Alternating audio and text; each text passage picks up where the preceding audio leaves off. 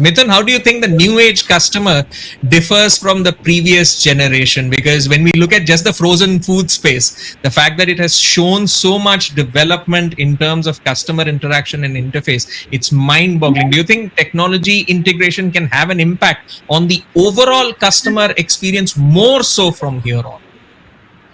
Correct. Thanks, Gautam. So, there is this old advertising saying, which says customer is like your wife and you can never satisfy her fully.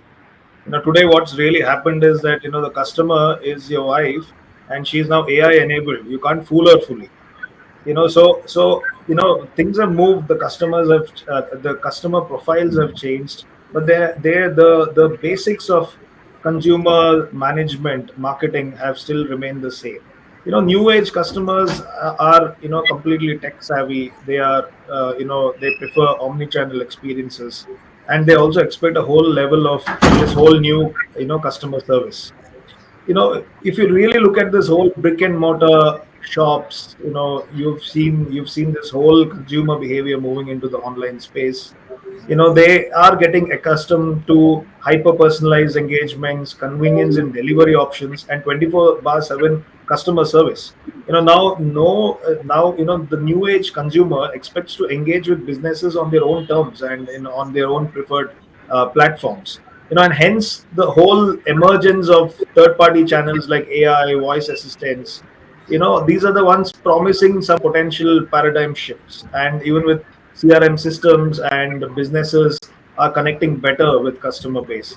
One data point, e-commerce specifically grew by 75% in Q2 of 2020.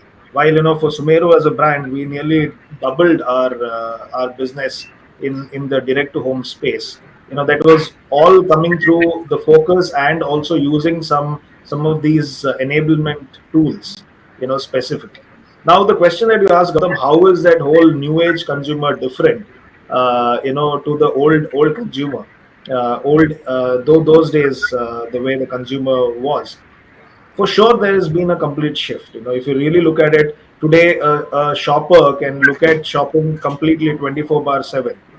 He can shop across the period, right? So there is no time or there is no specific day for shopping. The whole thing on Internet of Things has compounded this whole thing. And then the challenges for businesses to address are in these convincible platforms. Consumers are today also in control. If you look at it, consumers are completely in control. They want to explore, and they also want to share their purchase decisions. Recently I picked up a SUV, and I wanted to share that purchase decision because I had an issue with that. I got into Twitter, and I put on a message, and immediately the whole of the organization woke up and solved my problem within 24 hours time.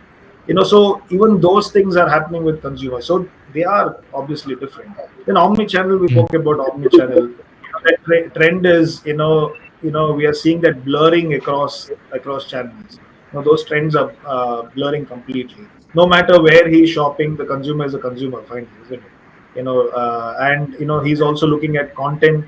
Content consumers are huge. They are looking at this whole ability and movements of consumption that's happening. Another large differential with the consumers today is this whole global experience, a truly global economy. Tools that is making customer interaction meaningful as possible. So all of these things are there. And then another trend which is emerging with the consumers now is this whole thing on social sharing. The relevance of this social media on retail is untapped, but it's growing really rapidly. It goes really beyond the retail review of purchases. So for their customer engagement initiatives, if you really look at it, there is a huge increase right now.